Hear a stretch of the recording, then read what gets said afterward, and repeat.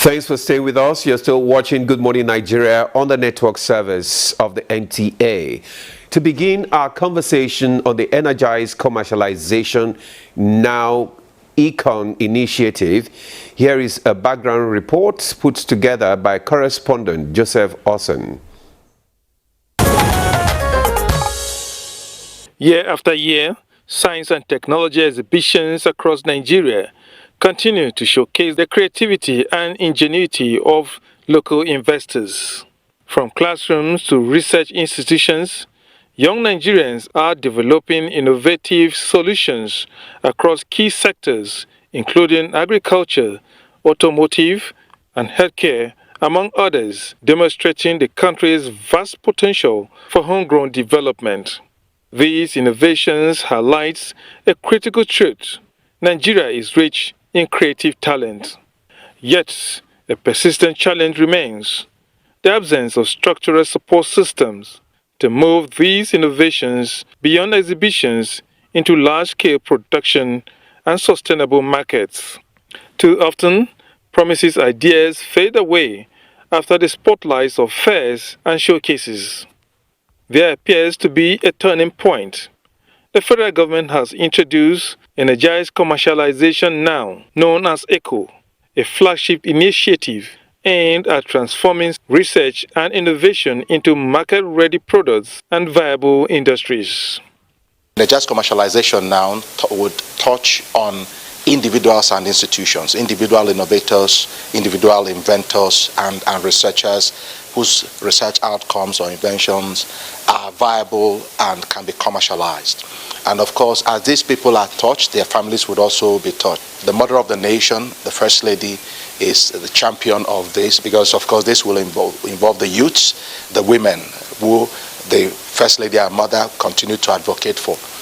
The initiative will extend to schools, institutions, and communities nationwide, including rural areas, to identify and support talented innovators whose ideas can be developed for commercial use. Commissioners of Innovation, Science and Technology across the Federation met, and we came to align and realign the strategies because it's a nationwide program where we began to collect a lot of research, investment, market, commercial worthy inventions and research outcomes in the area of health, biotechnology, fintech, AI, and manufacturing. A lot. The move aligns with the federal government's broader agenda to diversify the economy, create jobs, and drive sustainable growth.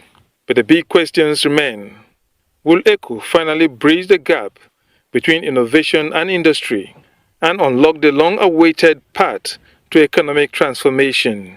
Good Morning Nigeria will explore this and more very soon. Many thanks, Joseph Hussein, for that background report. And right here in the studio, let's now welcome Dr. Kingsley Tochukwu Ude, Senior Advocate of Nigeria, Honorable Minister of Innovation, Science and Technology. A pleasure to welcome you once again to Good Morning Nigeria. Thank you very much. Good morning, fellow Nigerians and global audience. Thank you very much. Also joining us here is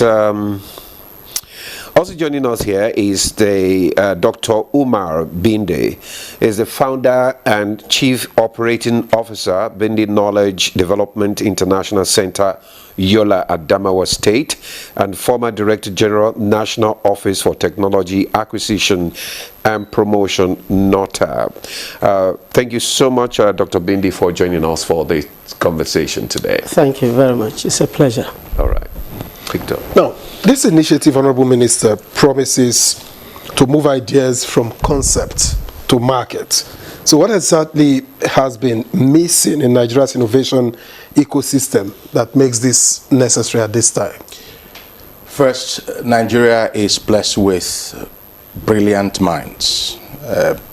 And I hope we know that out of the 9 African unicorns, Nigeria firms or companies are 5 of them, including MoneyPoint, OPay, and others. So we do not have a problem of ideas. the gap has always been a structured, well defined pathway from ideas to market, from research to revenue, from innovation to solution that are bankable, that could be used in our market, within our system, and that can actually be exported. So what energized commercialization now is doing, first, of course, it's a process. It's actually a full package designed from start to finish. We have a clear vision of where we're going. Part of what energized commercialization now involves is even legislative framework. At the moment, we have a bill on research and innovation fund, because you know how important funds, established funds, are for translating ideas to solution, and then of course to the market, to reality. So then of course, apart from that, there's also, we're building a platform where innovators, researchers can log in, like something like LinkedIn. You have a dashboard where you log in, you have a template that you can put in what your innovation or your research relates to, the stage of your research, the selling point of your research or innovation. And then on the other side, people can view from any part of the world, people that have interest, and of course it will be categorized in different segments, so that anyone that have interest, for example, in healthcare will know where to go, how to search and find those that are providing research outcomes or innovation that could be explored and then invested in. So that's what we are building at the moment, because it doesn't just end with having this flag off. No, because if it's just this flag off, then it will still be the same thing of just doing exhibitions and then the excitement, and it ends there. So we are building a structured support system, an ecosystem, and that is why the First Lady, the Mother of the Nation, seeing this brilliant solution that we're bringing to bridge the gap between research and market, between research and revenue, has agreed to be the champion, the national champion. So on the 23rd of April, that is this month, in Kano, she'll be flagging off energized commercialization now. And like I said, it's a pathway, robust platform and structure. And I want to use this opportunity to thank the Northwest Governors Forum, who agreed to take the first step on this program, because we have structured it to be geopolitical zone by geopolitical zone, because we need the synergy, we need the collaboration, right? So the states are involved, but working as a geopolitical zone. So the Northwest Governors Forum, chaired by the Katsina State Governor, said, yeah, let's go first, and agreed that it be Kano. Kano being the center of commerce, ancient city of commerce. When you say energize commercialization now, why now? The imperativeness. Yes. What makes the commercialization of research and innovation urgent for Nigeria's economy in 2026? It's urgent because the world across the world, countries that have made advancement in economy, advancement in even safety, security, and defense, made advancement to becoming world powers. They know the importance of innovation, importance of science and tech. The global economy is driven by innovation. It's a knowledge-based economy that would make Nigeria assume its rightful place in the Committee of Nations. And why we're saying now is that it's urgent. We can't keep it pending beyond this moment. We have to move immediately, because as we continue to treat it as something that we can take at our convenience, then it can't work. And immediately I assumed office, with or without budget, we're going to get this thing going. All right, I'm just wondering, how do you identify market-ready innovations so that you don't get funding ideas that never scale? Thank you very much. And that's part of what Energized Commercialization Now is doing. First is that we have structures under this robust platform. In the state, we have Energized Commercialization Now Facilitation Committee, made up of, usually headed by either this SSG or the Honorable Commissioner for Science and Tech, or Innovation, Science and Tech. And then within this committee, you find representative of various tertiary institutions, research institutions, the private sector. For example, Association of Innovators and Inventors, right? And then, so they come together, and of course, we have designed a template that is even on our website, right? Where once you download, it gives you a pathway, gives you defined criteria on how to assess your innovative findings or your research outcomes to know whether it's viable. And then, of course, we are providing support through this Econ Facilitation Committee. That is one. Two is that before they even come to that level, of course, there's assessments. And the assessment is not to eliminate research outcomes or innovative findings. No, it is to help bring it up or bring them up to the level of viability. If they're already viable, then we can now push it to say, fine, this is good for presentation on our platform, good for presentation at our exhibition. But like I said, it's not about exhibition, it's about connecting the researchers and the innovators with investors, with the market. So this is how we do it. So it's a process which cannot stop even when we leave office. It's part of the Renewed Hope agenda, and truth is that hope should not be delayed. Okay, it's a connection. It's exactly, it's a process. Okay, all right. Yeah, but you, like you said, you already have the backing of the First Lady. That is talking about Chief Oluremi Tinubu, to move this initiative forward. So how does this initiative gain momentum then, needed for national impact? Is it through the office of the First Lady that you're pushing?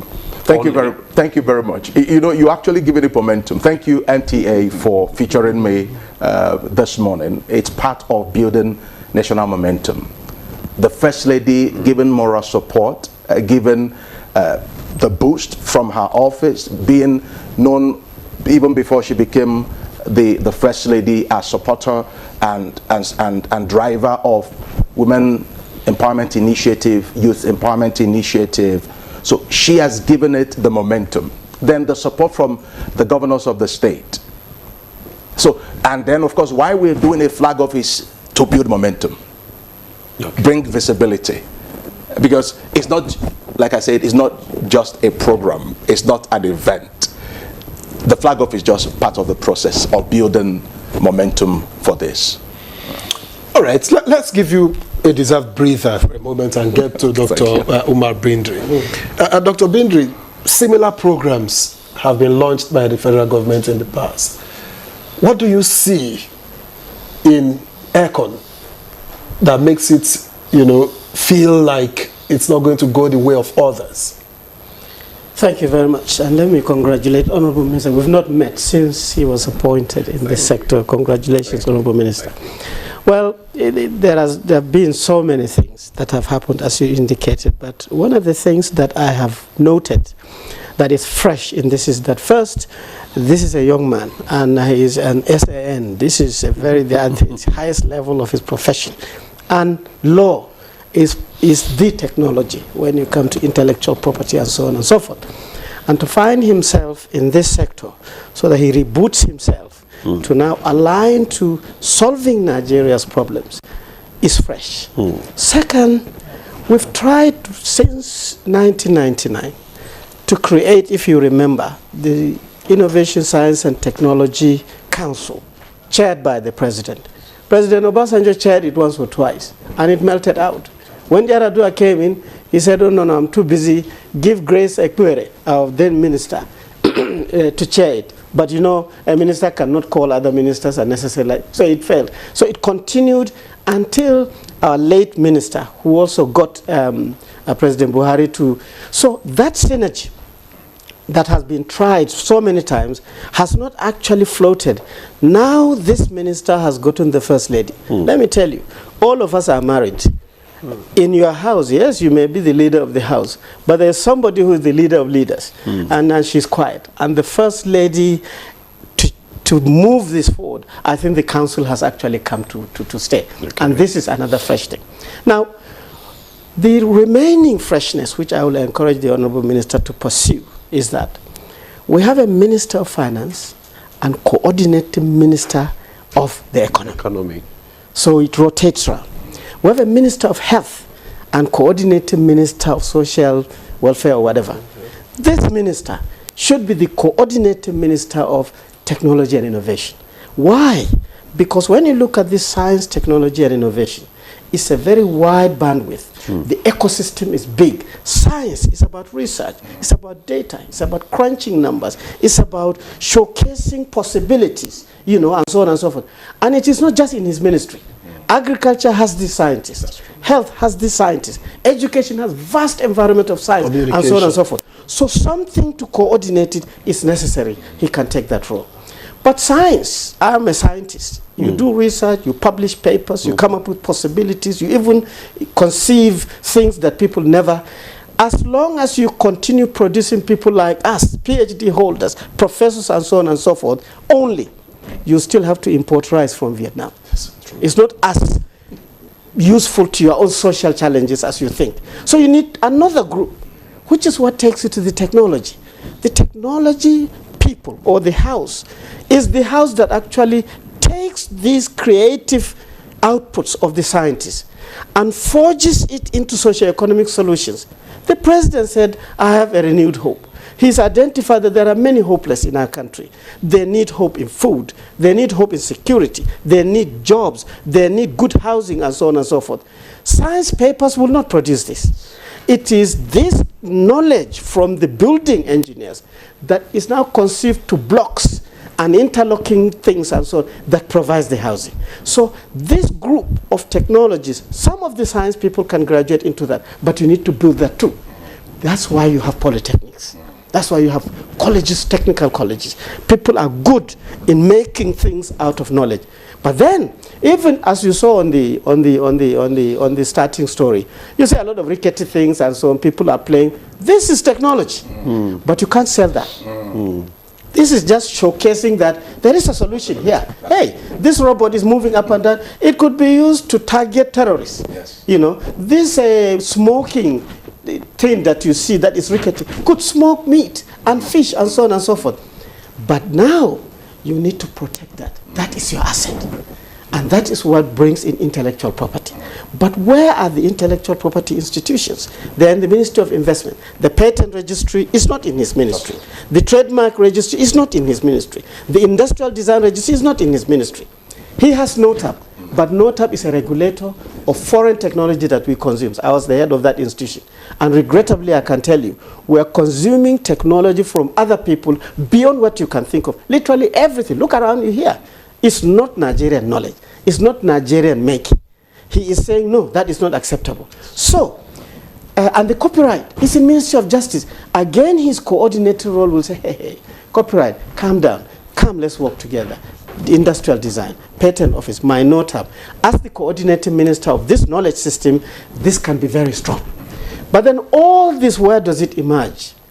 If the science is converted into technology, protected by intellectual property, is still not going to be useful to you. You have to now make sure that it flows to your people. That flowing is the innovation. The innovation. So what has been hindering this flowing over the years? First, from your experience, this coordination is not there. We are all separate, right? Nigerian science is looking at a different direction. Technologies in Nigeria is coming from another. Innovations in Nigeria, all of us are smart devices. It's not Nigerian. Somebody has to push this to overlap. And this is this initiative to say that, hey, Nigerian science, do science that is useful to Nigeria. Hey, Nigerian technology, be technology that can solve this insecurity, solve this food security, solve everything. And then you will start seeing that the innovation space is employing Nigerians. It is sort of generating easy things. It is making sure that we have housing, our education. This is the powerhouse. So people, innovation is not measure of intelligence. Innovation is entry into the market. So what he's trying to do zonally is to say, okay, let us look at all these universities, 309 of them. You cannot have 309 universities and still have 40 to 50 to 60% poverty. Technology that is a knowledge cannot coexist with poverty. So that's what he is saying, that look, we are coexisting like this is no good. We have to crush this poverty, and therefore the best way is now to run around and make sure that the scientists, the technologies, we are innovating, and he is actually the Secretariat of the Renewed Hope, to be quite honest with you. So what kind of technologies from Nigeria, labs or universities are actually ready now, are market ready now? I can give you many examples. Okay. First, if you go to Nibri, you will see equipment and devices and innovative ideas to do with interlocking blocks. You can build a house in one day. But you know, if you have the manual of DSTV, as you open that manual at the back, you'll see hydroform. Hydroform is equipment to do with interlocking. Do you know that South Africans got the technology from Nibri? Because the maturity of industrialization is higher in South Africa. They have venture capital. They have support for innovators. They ensure that they hold you when they see promising until they support you with resources. They protect you from imports. That's correct. And that is how you emerge. That's it. That is ready. If you go to Naseni, you will see so many things that have actually matured to the highest level. But that valley of death is actually waiting to actually swallow you. If you go to Narikt, you will see many of these things everywhere. It's like a cemetery of success and prosperity. But the value of this is looking at you. The gap is Nigeria till today, and the Honorable Minister spoke about it. We do not have a strong funding system and insistence to say that this is going to be funded, and we will continue to track you until you emerge as a successful technology. Thank you very much, Dr. Bindi. Now, Honorable Minister, okay, Victor. All right. I was going to ask, Honorable Minister, funding is always a major challenge. I mean, we've seen, and I asked a related question earlier, funding is always a major challenge. So what is the structure behind this initiative, and how are you likely to sustain it? Now, just as I mentioned earlier, there's a legal framework part of this. And as my friend and brother just mentioned, this can only be achieved when we have synergy and coordination of the various efforts, the various ministries, various agencies, and of course, a handshake between the public sector and the private sector. So, like I said, there's a bill at the moment which seeks to establish the Research and Innovation Fund.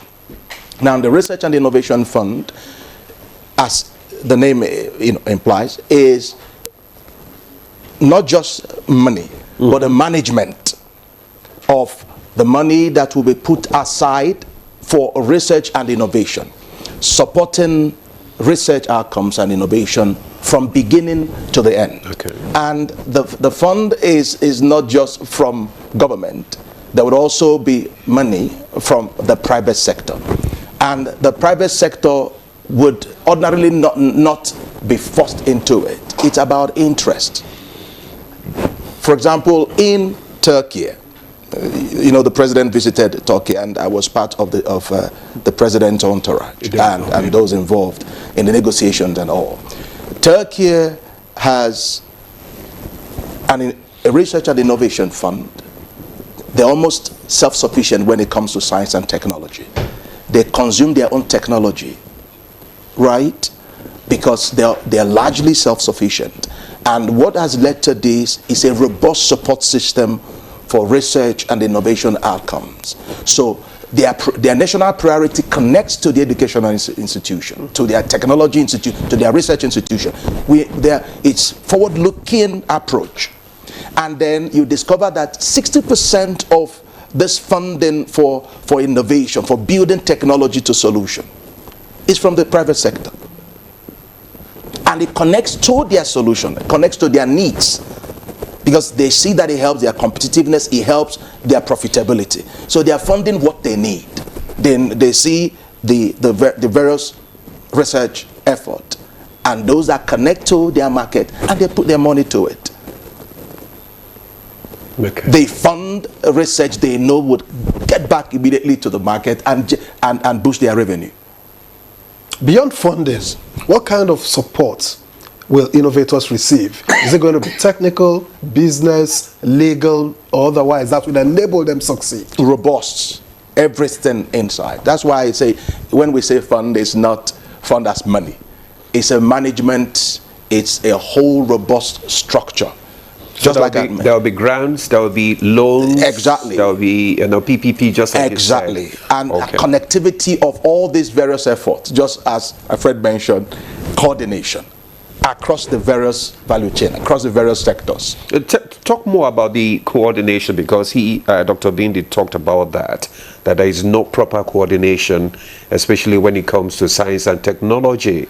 So how will ECON coordinate with existing agencies like NASENI, NITDA, NOTAB, and especially to avoid, because there's so many duplication now. Yes. We have several agencies doing the same thing. That's correct. So to avoid duplication. We understand the value, the importance of coordination and teamwork. You know, when you are within the public sector, there's always this tough war. You want your own space. Nobody comes in. Not contesting. No, yes, exactly. No contest, no handshake and all. But I come from a background of teamwork, having worked in international organizations where there's open door policy. Everyone sees himself as part of moving parts, part of a whole. And that's my approach to this. And that's also how we're building across the various agencies within Federal Ministry of Innovation, Science and Technology and beyond. Have partnership with the Ministry of Education, as in Ministry of Health, Ministry of Labor, Ministry of Trade and Industry, and other ministries. And we're humbled to meet my colleagues. And they see that this guy is not about what he would get. He's bringing value to whatever you are doing. It's not a fight, it's a team.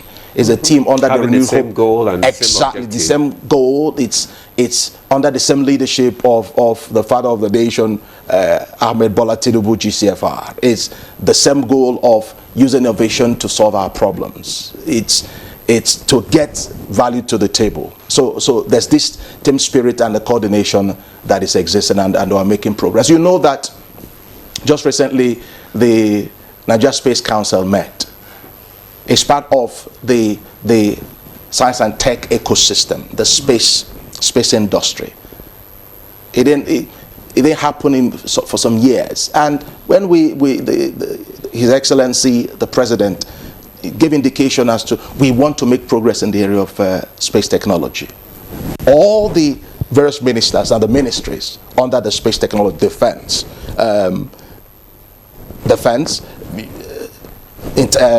Ministry of Interior, Education, and all the justice, communication.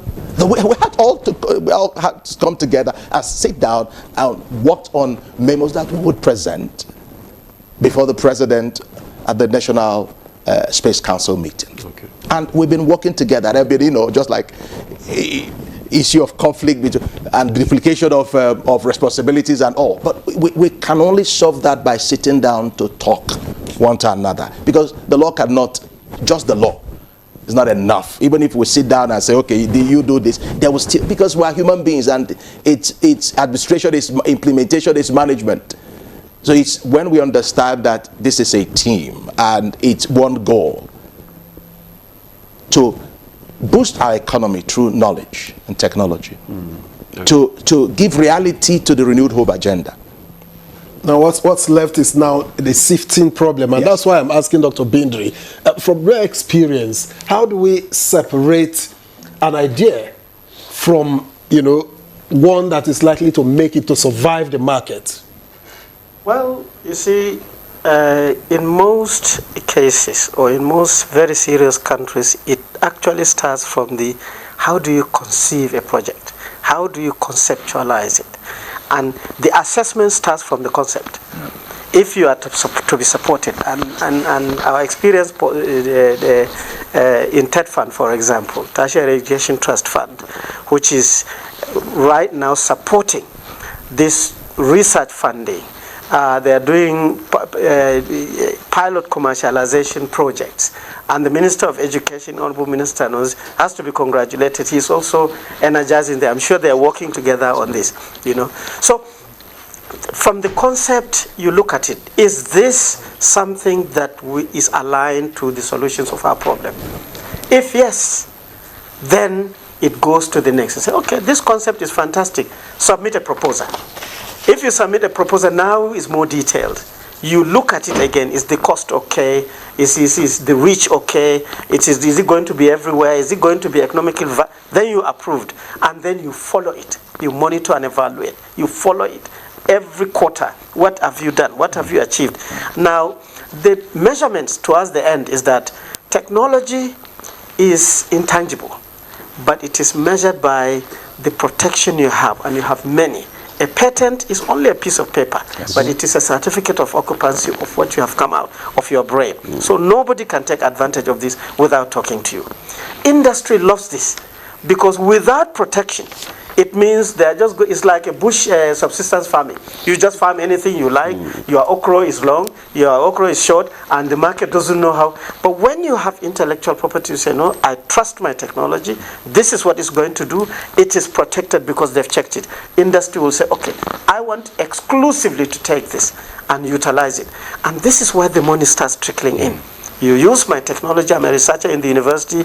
Out of every 100 naira, you give me 10 naira. So tell us more the role of large corporate organization and multinationals, the role that they should play in this initiative when it comes to co-developers and funding. Well, in most cases, all this big-time industrial setup is encouraged to take the advantage of our economy through foreign direct investment. We are operating on the mode of bring your money, bring your technology, bring your expertise, come and take advantage of our economy. This gentleman is trying to change the narration to say, if you have your money, we have a population, we have a very vibrant economy, bring your money, please. But we have technology, sir. This technology that you are using, we have it, it's protected, it's clean. If you want to bring your own, you are going to undermine us. This is the most difficult thing, because they will fight you. It's a lot of money in that technology. I was Director General of NOTA. So he's trying to say that, come, we have technology, and then you license our technology. So for every $100 you make, we get $10. You get what I mean? 100 billion, we get 10 billion. And then you consume it in the country, you raise the standard to international quality, and as you export, that is how your foreign exchange grows. So it's a case of, like he said, insisting on local activity in the science and technology. But to do that, you have to raise the bar. Your technology has to be good. Your technology has to be well protected. Your skills have to be at the highest level. Your competencies have to be, your manufacturing and production infrastructure must be good. Your transportation system must be good. So many good you have to do. And that is where this energy comes in. So him alone, getting the technology space, without the road network, without the railways, the movement of goods manufactured, even in Nigeria, will be very, very difficult. With what he is doing, if the power sector does not recognize the technologies in Nigeria on gas turbines, on hydro turbines, and so on and so forth, he is just dancing in one space. So, but these people also will fight you. They will not leave you to just say, oh, Nigeria is getting better, so let's take our money to go and use their technology. No. They will try to say, no, they must use our technology. Let us find another way. He is now blocking all the gates to say that if you come to the left, you'll see an iron gate. You try top, you'll see an iron roof. So that is the strategy.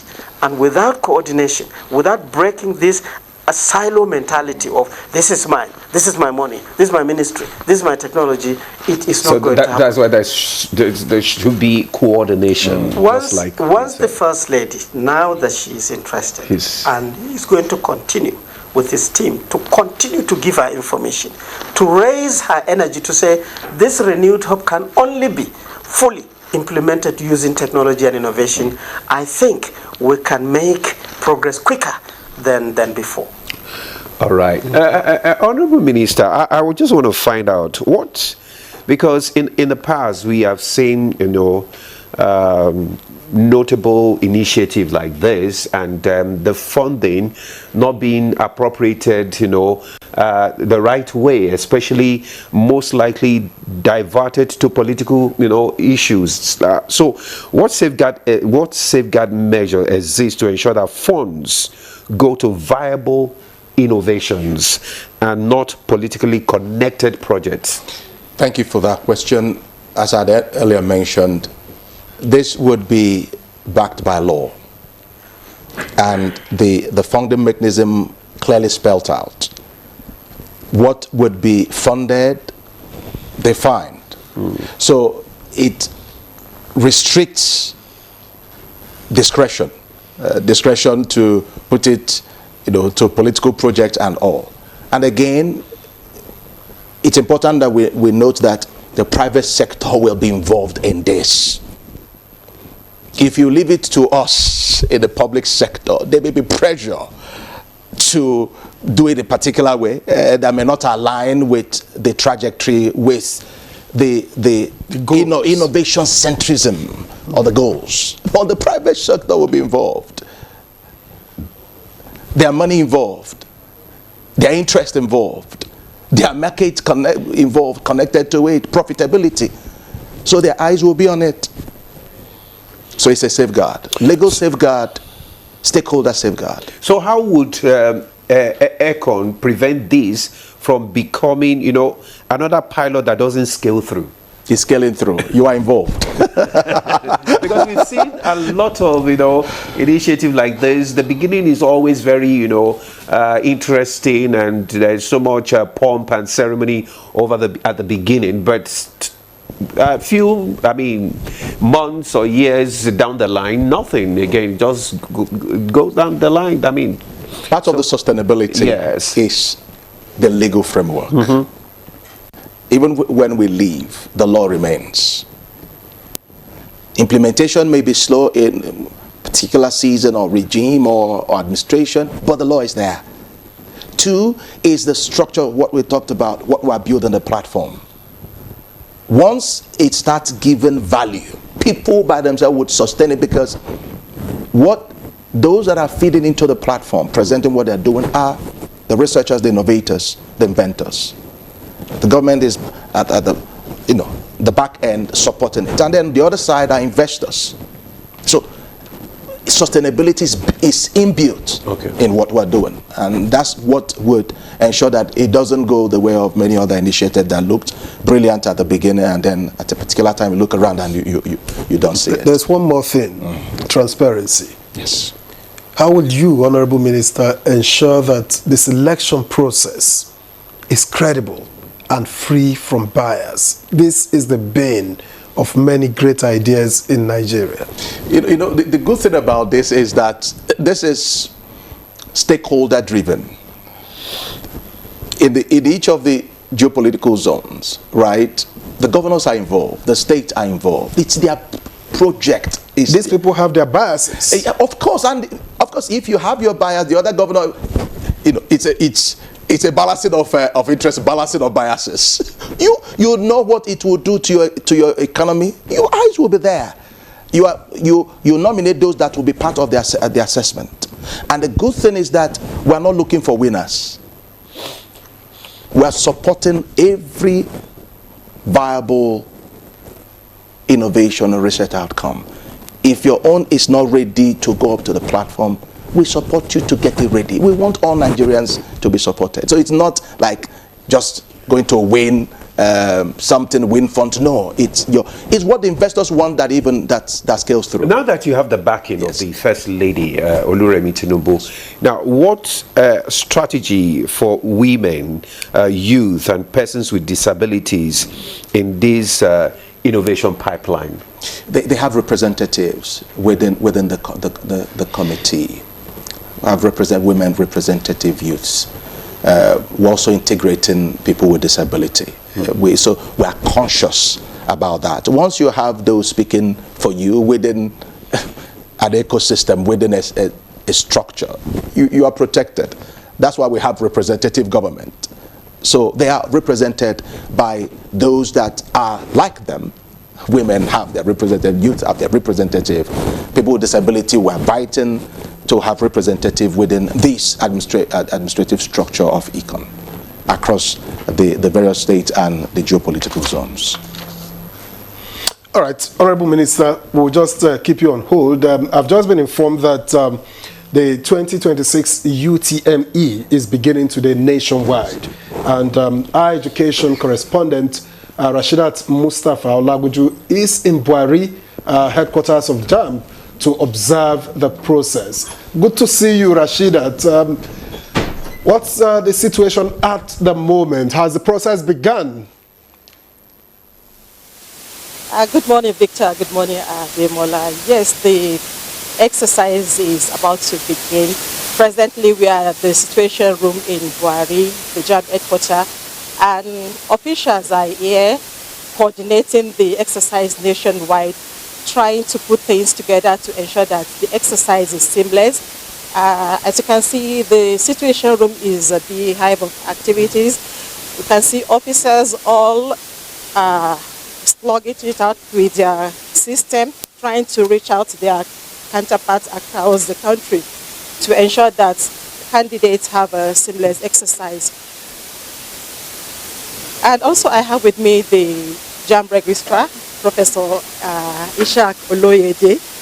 He's on ground too, and is going to share a word with us on how the exercise is going. Good morning, Prof. Good morning. Okay, now before we talk about preparation, I know that in the last few days you've engaged security personnel so that our children will have a seamless exercise.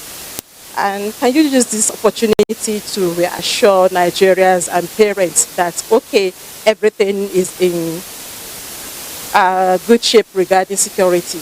Yes, I'm not in position to talk on security, but I've been assured by those who know, because they have been very, very excellent in supporting us. And they have given me assurance that I can transmit to you that everything about security, we are just hyping situation unnecessarily in my own view. Where there are few cases of problems, the security agencies are up to the task, and let's have confidence in those paid to do the work. Everything will work. We will do our own, security men will do their own. Okay. I know the board has been doing a lot regarding curbing fraudulent activities in the exercise. But it seems as if some people are so adamant. I remember recently another person was rearrested. Is it that there's no enough stringent measure in place, or what actually is happening? Well, you see, when what is at stake is high, when the stakes are high, then we should expect that people will want to try. It's just natural. I believe that we are very firm, and all the agencies responsible have been very cooperative. Anybody caught doing what is supposed to not to do will face the full wrath of the law. So as far as we are concerned, everybody is expected to do what is correct, and anybody who crosses the red line will be dealt with according to the law, pure and simple. And I think that yes, people are getting note, and the whole thing is coming down. The fraudulent ones among us, they are diminishing in number. So we believe that they will continue. But the few ones that are still there, I believe the law has the capacity to deal with them. So let's talk about this particular exercise. How ready are we? Oh, we are very, you can see, not only ready, we are on the move. Yes, thank you. So we are going to have a seamless exercise. By God's grace. Okay. Thank you. I will still speak with you when the exercise Thank you very much. Thank you, Prof. Okay, now, Victor and Demola, let me bring you up to speed regarding the exercise in another area. Our correspondent Olayinka Ojo is in a center in Abuja, and he said the biometric is going on smoothly, though in a particular center that they were expecting about 250 candidates. He said as of now only 220 candidates were on ground for the examination. And also our correspondent in Enugu, Susan Eze, also reports that the exercise is going smoothly. I'm talking about the verification is going smoothly, that everything is set for the exercise to start immediately at the right time, which is 8:30. Also, our correspondent Aruna Mohammed in Kaduna also reported the same, that the verification is going on smoothly and candidates are ready and in good spirit to write the examination. Meanwhile, Bolaji Akim in Lagos said, despite heavy rainfall in the island, the students are out in their numbers and ready for the examination. So also, Pauline Kujivana in Maiduguri also reported that everything is in course and students are ready to write the examination. So now, let's go and prepare. We'll join you when it is 8:30, when the exercise commences in earnest. Thank you, Demola and Victor. Rashidat, for that update. We believe and trust that the whole exercise will go smoothly without any disruption. All the glitches that have been noticed in the past, I believe that they have been corrected. Thank you. We'll come to you much later in the day to get an update. Thank you. Now we'll come back to the studio now to continue our discussion. Honorable Minister, what one commitment can you make to Nigerians on this program regarding ECON? My commitment is that I would work as a team member. The interest would always be to take innovation to industry, research to revenue, ideas to market. That would be the interest. And that is what my coordination role would ensure that is delivered. Another commitment I'm making is that we'll do everything possible, working with all stakeholders, to build sustainability to this project. Sustainability through law, sustainability through strong stakeholder engagement, which we're already doing, we're in the process of doing. Mention the bill that is on, the First Lady is involved, big industrialists, which I don't want to mention names, are already involved. So we wouldn't take the pitch, the momentum to a point and then it will just die off. No, we know we're entering a political season. So that's why we're doing this foundation work quickly as possible, so that it gets to a point that it can sustain itself, even when we begin to face politics and elections. Well, so and of course, this can very much become a funnel for industries to get, brains behind, their craft. Yes. Now, Dr. Bindri, let me ask this. There is often a gap between the academia and industry. How, in your opinion, can this project, eliminate that gap in practical terms? I think this is literally his objective. And it's not just him. I can tell you, in the Ministry of Education, working very closely with their parastatal TETFAM, we even have another committee called Research and Innovation Commercialization Committee. So Professor Pate in Health also has another commercialization an institution. So how do we harmonize? Because this is now having them in silence. My excitement is that it seems this administration, I'm sorry to use the word crazy, is crazy about commercialization. It is just not willing to allow anybody to stamp on their feet, not pushing knowledge to our people. And you see, funding, I'm sorry to come back to it, there is funding. And a lot of the funding is actually industry supported. That fund is not just public money. It's contribution from the operation of the education system to the private sector. And they are doing fantastically well to implement their mandate. But it's only third fund. Then you have Sugar Council. They have money. There is a fund in Sugar Council. But you have to see it in the research, in the creativity and so on. NCC has a fund. It's also industry fund. It would be nice to see the universities to do communication technology, research and innovation happening with that fund. NIDA has a fund. Are you with me? So it's not just a NIDA money. It is fund, but you need to see the research in the universities, in the research institutions, the intellectual property, the commercialization, innovation happening with that fund. There are fund all over. There are more than 45. But because we operate on an island system, that is, this is my money. Naseni has a big fund. Naseni is for national science, engineering, infrastructure. We have to put places where we're producing lathe machines, pillar drills, welders and so on in this country so that you can power manufacturing. But because the institution sits thinking that this is their money, so this coordinatory role that I'm suggesting to him is to now not necessarily undermine your authority because you're established by law, is to ensure that you encourage to establish pipelines so that the liquid of innovation flows.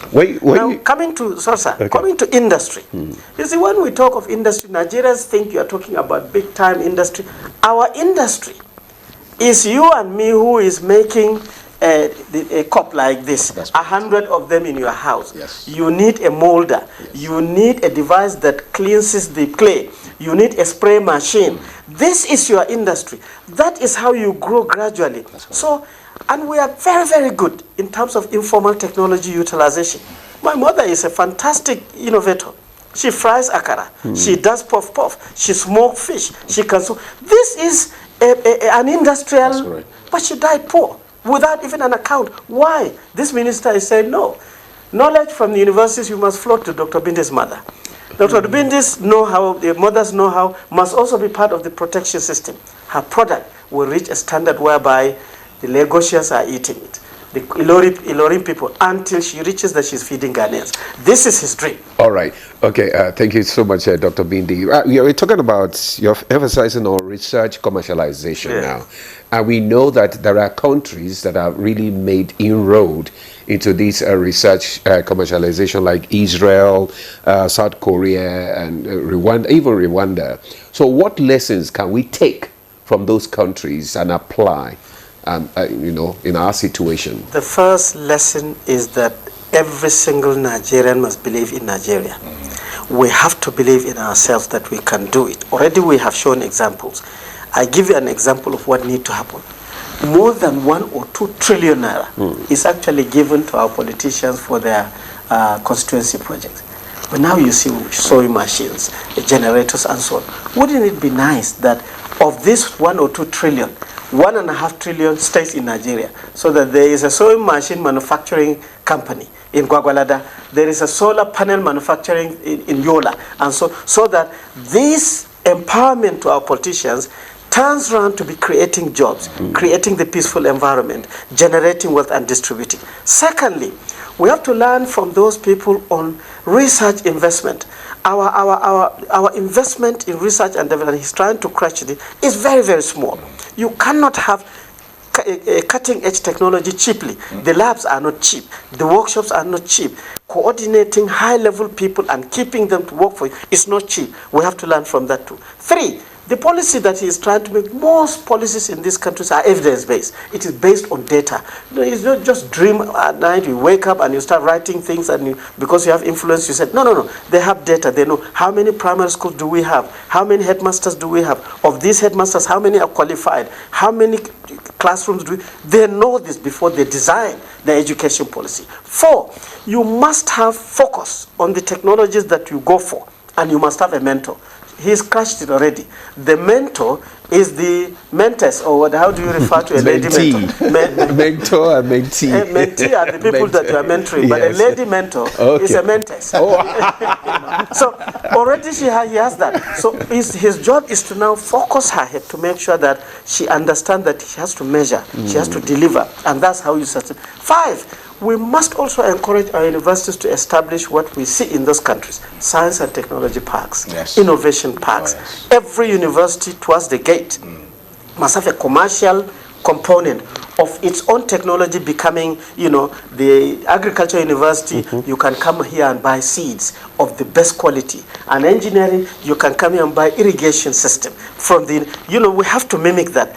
But most importantly, we must be able to digitize our thinking. We must be able to digitize our thinking. Thank you very much, Dr. Bindi. Let's, as we begin to wind up this conversation now, Honorable Minister, you talked about the strategy for women, youth, and persons with disabilities in the innovation pipeline. So how can citizens, especially students and researchers, apply or plug into ECON? What's the entry point? Now, the entry point we already have on our website, scienceandtech.gov.ng.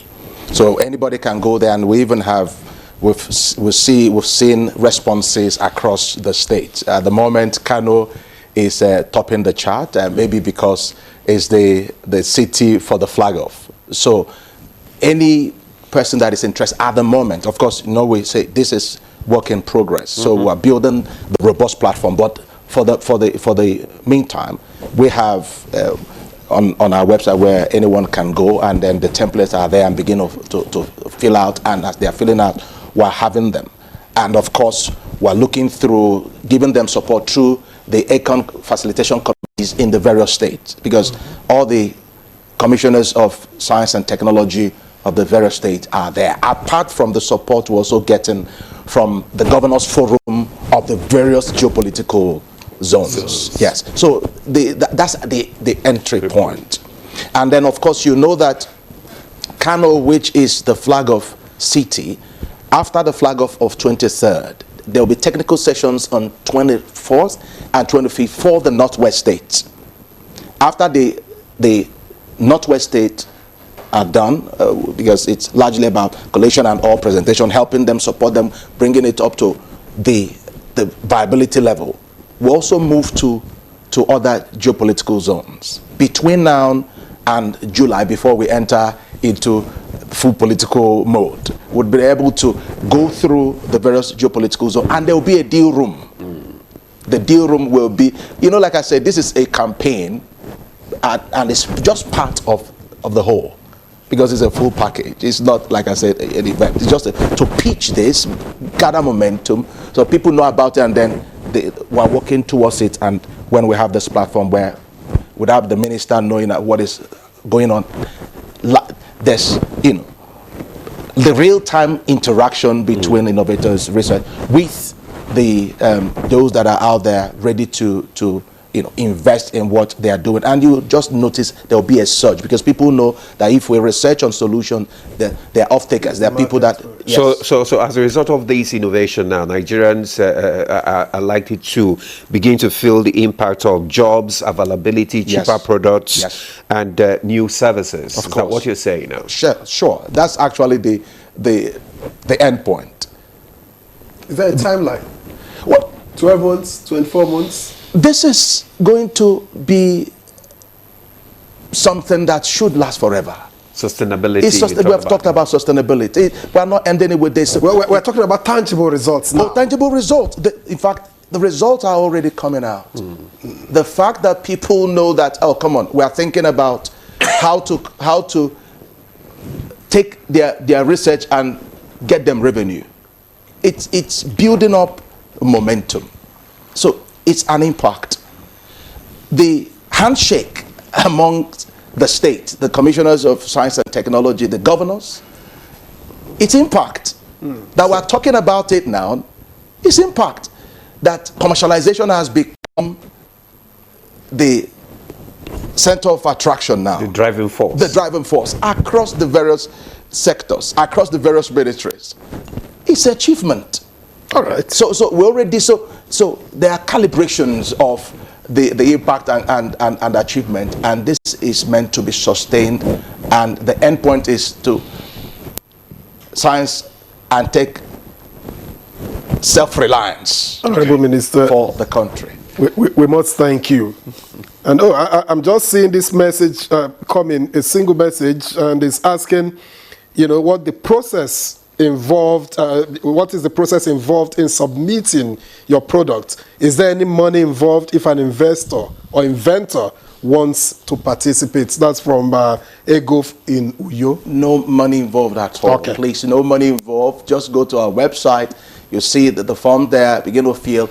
Connect with your state ministry of Science and Tech, because each state has an Energized Commercialization Now Facilitation Committee, connected, of course, with the Federal Ministry of Innovation, Science and Technology. So it's a support base for you. So you are not just interacting with firms, you also have human beings that can support you, see what you are doing, assess, okay, advise you, okay, you do this to bring it up to the level of viability for presentation. Honorable Minister, we have to just, sign off now because of time. Thank you so much, Dr. Kingsley Tochukwu Ude, SAN, Honorable Minister of Innovation, Science and Technology. Thank you so much for giving us several clarifications concerning this ACON initiative. Thank you. Thank you, dear brother. All right. Also, we want to thank Dr. Umar Bindi, founder and chief operating officer, Bindi Knowledge Development International Center, Yola, Adamawa State, and former director general, National Office for Technology Acquisition and Promotion, NOTAP. Thank you so much, Dr. Umar Bindi, for your contribution this morning. It's a pleasure, but I encourage Honorable Minister to also take advantage of what just happened based on tangible question. All right. It's a student venture capital grant. I can tell you, put money, venture capital grant implemented by Ministry of Education. Thank you so much. Thank you so much, sir. We'll take a break now. When we return, we're looking at the 113th Annual Nigerian Baptist Convention. Stay with us.